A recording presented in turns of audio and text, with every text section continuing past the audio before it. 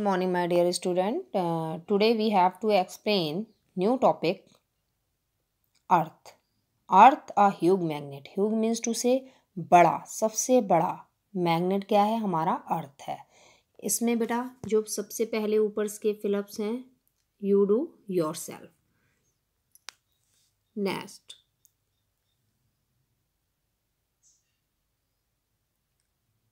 we have learned that a magnet when suspended freely always point in the north south direction। हमने पहले ही अपने previous classes में पढ़ा हुआ है कि अगर हम मैग्नेट को छोड़ देते हैं फ्री फॉर्म में तो क्या होगा, वो नॉर्थ और साउथ की डायरेक्शन में आके रुकेगा। लेकिन कभी आपने ये ध्यान दिया है कि वो नॉर्थ और साउथ की डायरेक्शन में ही क्यों रुकता है?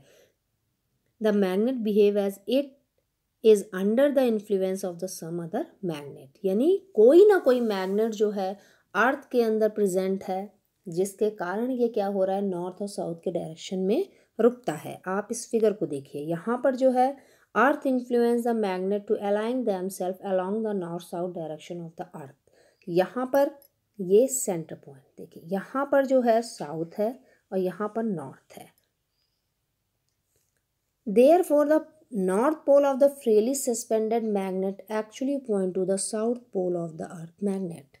यहाँ पर ये नेचुरली फिक्स हैं, इनमें हम कोई चेंज नहीं कर सकते।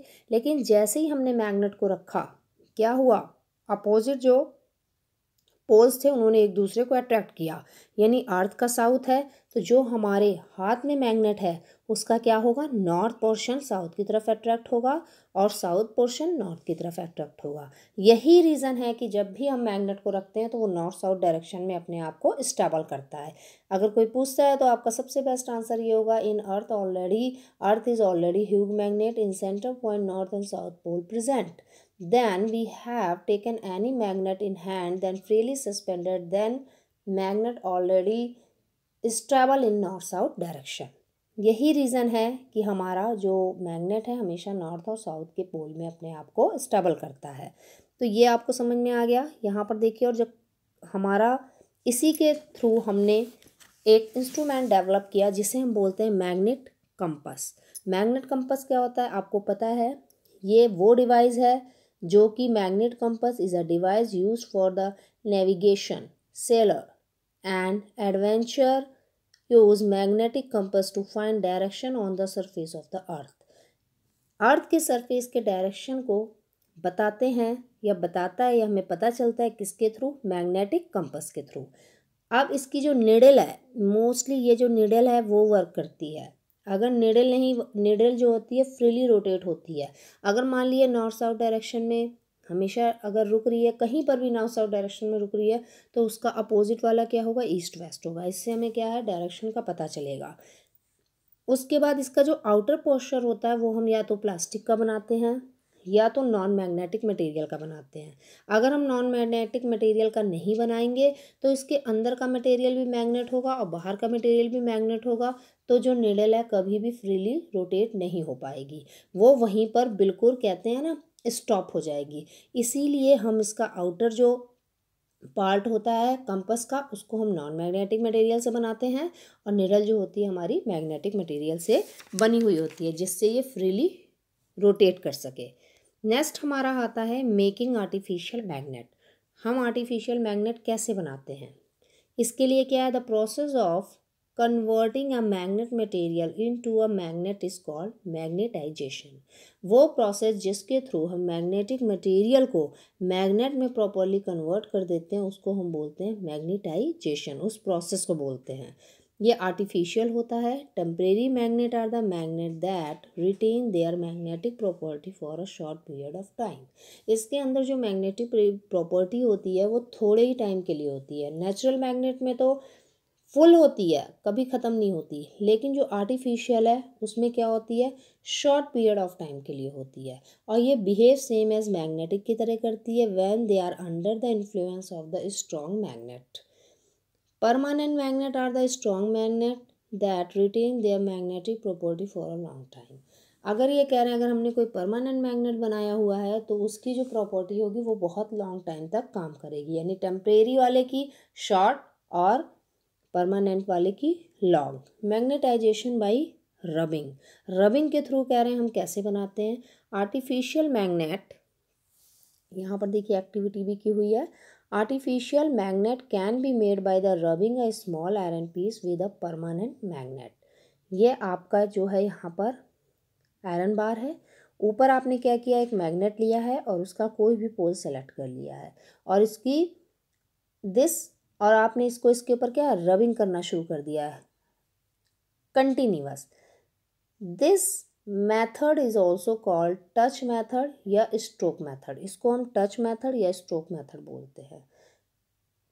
दे are two different touch method called the single touch method and the double touch method. इसमें भी दो हो जाते हैं, एक सिंगल टच मेथड और एक डबल। ये वाला डबल है और ये वाला सिंगल है। अगर हम इसको लैब में करने की कोशिश करते हैं तो इसके लिए इन्होंने क्या किया हुआ है, आयरन रॉड ले रखी है, यहाँ भी मैग्नेट यहाँ भी, और इन दोनों पे भी इन्होंने इसको रखा हुआ है। अब ज़्यादा टाइम तक हम क्या करते हैं, इसको रबिश करते हैं। फिर अगर हम ऑब्जर्व करेंगे, the magnet form will be a temporary magnet with two poles, the end place on south pole and rubbing with the south pole of the magnet will develop opposite polarity and will act as a north pole of the magnet। अगर हम south pole को लेकर के continuous उसके ऊपर rubbing करते रहते हैं तो हमें क्या होता है, आपको पता चलता है कि वो डेवलप हो गया opposite polarity and will act as a north pole of the magnet. Similarly the other end will be the south pole. अगर हमें पता चल गया एक नॉर्थ है तो अगला वाला साउथ ही होगा। तो इससे कंक्लूजन क्या निकलता है, the iron feeling with get attract to the magnetize iron rod. यानी आयरन रॉड को ये क्या कर रहा है, अट्रैक्ट कर रहा है। उसी के थ्रू हमने क्या किया, एक कंक्लूजन निकाला कि हमारे जो आयरन जो हम बना रहे हैं उसके पोल्स नॉर्थ हैं और कौन सा साउथ है। नेक्स्ट आता है कि demagnetization. The process by which a magnet loss its magnetic property is called demagnetization. जब हमने बनाया आयरन को तो उस प्रॉपर्टी को हमने बोला मैग्नेटाइजेशन, लेकिन जैसे ही आयरन की प्रॉपर्टी डैमेज होने लगी उसको हमने बोला डीमैग्नेटाइजेशन। अब ये होती कैसे है, डीमैग्नेटाइजेशन का भी इन्होंने बता रखा है कि अगर हम हीट करें जो हमने बनाया हुआ है, अगर हम उसे हीट करते हैं तो आयरन की प्रॉपर्टी ख़त्म हो जाएगी। अगर हम उसे हैमरिंग करते हैं, उसके ऊपर कोई चीज़ बार बार अप्लाई करते हैं तो ख़त्म हो जाएगी। एंड थ्रोइंग, अगर हम उसे बहुत ऊंचे से फेंकेंगे तो भी ख़त्म हो जाएगी। अब कह रहे हैं कि अब ये तो हो गया डीमेटाइजेशन, लेकिन कह रहे हैं अगर स्टोरिंग ऑफ मैग्नेट सेफली, अगर आपको उस मैग्नेट को सेफली रखना है तो उसके लिए आपको क्या करना पड़ेगा। उसके लिए यहाँ पे देखिए वुडन कॉक है, बीच में इन्होंने लगा रखी है। वुडन कॉक ये बीच में लगी हुई है और इसकी एक तरफ मैग्नेट एंड दूसरी तरफ मैग्नेट है और इनके किनारे पे क्या है, मैग्नेटिक कीपर इन्होंने लगा रखा है। पतली लेयर हम कहते हैं वो यहाँ पे लगा रखी है जिससे इनके पोल्स को मेंटेन कर सके। इस तरीके से अगर हम मैग्नेट को स्टोर करते हैं तो उसकी प्रॉपर्टी फिनिश नहीं होती है। नेक्स्ट इन्होंने बोला है कि यूज़ ऑफ मैग्नेटिक। मैग्नेटिक हम कहाँ कहाँ यूज़ करते हैं, magnetic are use in electronic device such as a radio, television, loud speaker and microphones. इन सब में हमारी जो होती है मैग्नेट यूज़ होता है। आपने देखा होगा कि चिप जब आप खोलते हैं, रेडियो हो गया या टेलीविज़न्स हो गए, लाउड स्पीकर या माइक्रोफोन्स की जनरली छोटी सी होती हैं और उसके अंदर सेट होती है, वो मैग्नेट की बनी हुई होती है। नेक्स्ट आता है electric Motors and power generator also have strong magnetic inside them. इनके अंदर जो होता है बहुत ही स्ट्रॉन्ग मैग्नेट लगा हुआ होता है। Magnetic storage device such as a hard disk also use magnet. यानी हार्ड डिस्क को बनाने में भी हम मैग्नेट का यूज़ कर रहे हैं। एटीएम कार्ड की जो स्ट्रिप होती है उसके अंदर जो credit card to store information होती है वो भी हमारी मैग्नेट की बनी हुई होती है। ये तो आप अपने घर में देख सकते हैं, कॉर्नर की तरफ थोड़ी सी ग्रे कलर की लगी हुई होती है, आपको पता चल जाती है देखते ही, छोटी सी होगी, वो मैग्नेट की बनी हुई होती है। आप एटीएम में डालते हैं तो आपको सारे अपने इंफॉर्मेशन मिल जाती है। नेक्स्ट है कि magnet are use in the door of the refrigerator and अलमीरा। अलमीरा की डोर के लिए भी हम इनका यूज़ करते हैं।